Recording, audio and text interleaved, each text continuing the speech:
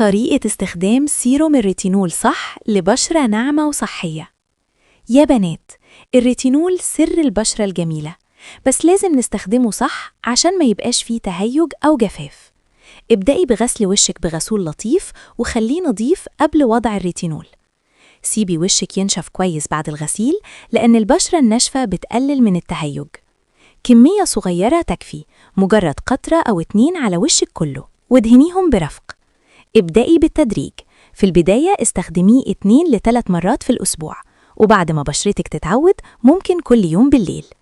تجنبي وضعه حوالين العين والفم لأن المناطق دي حساسة والريتينول ممكن يسبب تهيج فيها. بعد الريتينول استخدمي كريم مرطب خفيف عشان تخففي الجفاف والاحمرار.